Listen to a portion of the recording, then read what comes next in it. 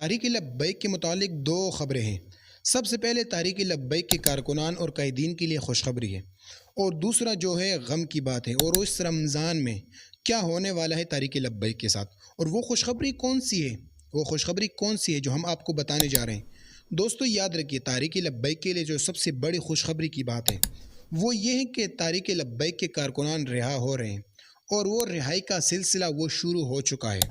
بہت سارے کارکنان گجرانوالہ سے، لاہور سے، اور بڑے بڑے ایسے لوگ جو آج تک قید میں تھے وہ کھل چکے ہیں، وہ رہا ہو چکے ہیں۔ لیکن دوسری بات ہے کہ تحریک لبیک کا جو قائد ہے سعد رضوی، اس کے لیے پریشانی ہے۔ کیونکہ سعد رضوی ابھی بات ہی نہیں مان رہا ہے۔ وہ کون سی بات ہے جو حکومت کی بات نہ ماننے پر سعد رضوی کو رکھا گیا ہے، عدالت میں بھی نہیں پیش کیا گیا ہے، اور وجہ کیا ہے دوستو یاد رکھیے۔ اور تیسری بات یہ ہے کہ مسجد رحمت للعالمین میں ایسا واقعہ پیش آیا جو دل دہلانے والا ہے، اور یہ واقعہ ہم اس ویڈیو کے اندر آپ کو دکھائیں گے بھی اور بتائیں گے بھی کہ آخر کیا مسجد رحمت للعالمین کے ساتھ ہوا، اور ان کا کون سا عجیب سا واقعہ ہے جو آپ کو بتانے والے ہیں۔ دوستو یاد رکھیے، سعد حسین رضوی صاحب کو کہا گیا کہ اگر آپ نے نکلنا ہے، رہا ہونا ہے، تو ہمارے شرائط کو ماننا ہوگا۔ بات مانیں گے تو آپ نکلیں گے، اگر آپ نے بات نہیں مانی تو آپ یہاں رہیں گے۔ لیکن دوسری طرف سعد حسین رضوی صاحب کے جو وکلاء ہیں، انہوں نے پھر محاذ سنبھال لیا اور کہا کہ سعد رضوی صاحب کو فوراً عدالت میں پیش کیا جائے۔ ابھی حکومت بھی پریشانی میں پڑا ہے کہ ہم ابھی کیا کریں، اس طرف عوام ہے اور دوسری طرف حکومت ہے، اور کیا ہو سکتا ہے، اور سعد رضوی صاحب کیا کریں گے۔ سعد رضوی صاحب کو تو رہا کرنا مشکل ہے، لگتا ہے جیسے حالات چل رہے ہیں اور جو شرائط رکھ رہے ہیں، اور آپ کو پتہ بھی ہے کہ سعد رضوی جو ہے وہ بات نہیں مانتا، وہ کسی کے سامنے نہیں جھکتا۔ اگر وہ جھکنے والا ہوتا تو وہ پہلے جھک جاتا، لیکن وہ ابھی نہیں جھکنے والا اور نہیں جھکے گا، کیونکہ جو اس کے قائدین اور کارکنان ہیں وہ نہیں جھکتے تو قائد کس طرح جھک سکے گا۔ دوستو دوسری بات یہ ہے کہ کارکنانوں نے پھر وہی فیلڈ سنبھال لیا، میڈیا پر ہو گئے آگے، ایکٹیویٹی ہو گئے، اور یاد رکھیے وکلاء، کارکن سب اکٹھا ہو رہے ہیں اور پھر دوبارہ آنے کے لیے تیار بھی ہے۔ اگر سعد رضوی کو رہا نہ کیا گیا، سامنے نہ لایا گیا، تو یہ بہت بڑی آفت آئے گی، اور وہ بھی رمضان کے مہینے میں یا مہینے کے بعد۔ دوستو یاد رکھیے، یہ بات بڑی ضروری ہے۔ اور جو کارکنان رہا نہیں ہو گئے تھے، یعنی جو کارکنان جیلوں میں تھے، ان کے لیے بھی کچھ شرائط رکھے۔ اگر آپ لوگوں نے رہا ہونا ہے تو سب نے 5-5 لاکھ روپے دینا ہے، اور 5-5 لاکھ روپے کارکنان کہاں سے لائیں گے؟ ایسے کارکنان جو غریب غربا ہیں، وہ یہ پیسے کہاں سے لائیں گے؟ دوستو یاد رکھیے، کارکنانوں کے لیے بہت بڑا مسئلہ بن چکا ہے، اور کارکنان ابھی ماننے کو تیار ہو گئے۔ کوئی کارکن اپنا گھر بیچ رہا ہے، کوئی اپنا مکان بیچ رہا ہے، کوئی کیا بیچ رہا ہے، اور وہ یہ کہہ رہے ہیں کہ ہم رہا ہو جائیں، لیکن وہ جھکتے نہیں ہیں۔ وجہ یہی ہے کیونکہ ٹی ایل پی کے کارکن ہیں۔ دوستو یاد رکھیے، یہ بات بہت اہم ہے، آپ کو بتانے جا رہے ہیں۔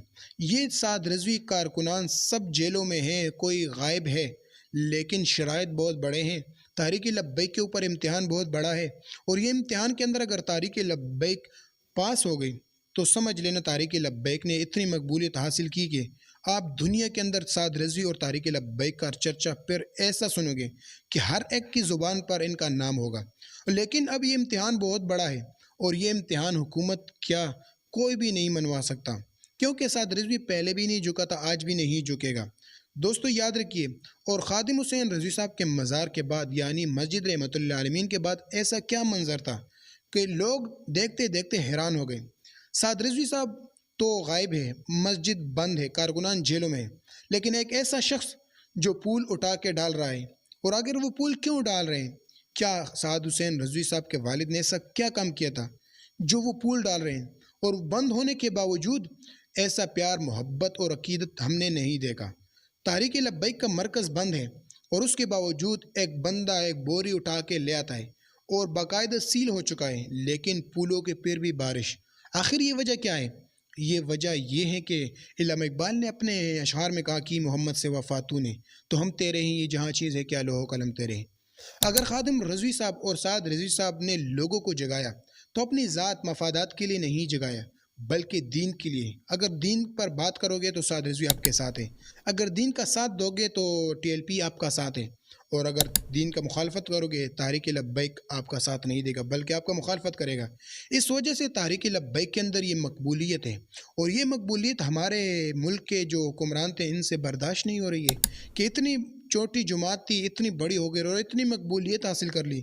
बल्कि ये जुमात तो नाम निशान इसका नहीं था, लेकिन एकदम ये जुमात आ गया जो हमारा सालों साल 50 60 60 30 साल की जो जुमातें थी, जो मेहनतें थी, वो उस पर पानी पैर गया। आखिर क्या वजह है? क्योंकि ये सच्चे थे और ये सच्चे हैं। अगर ये झूठे होते तो ये अब तक झुक जाते।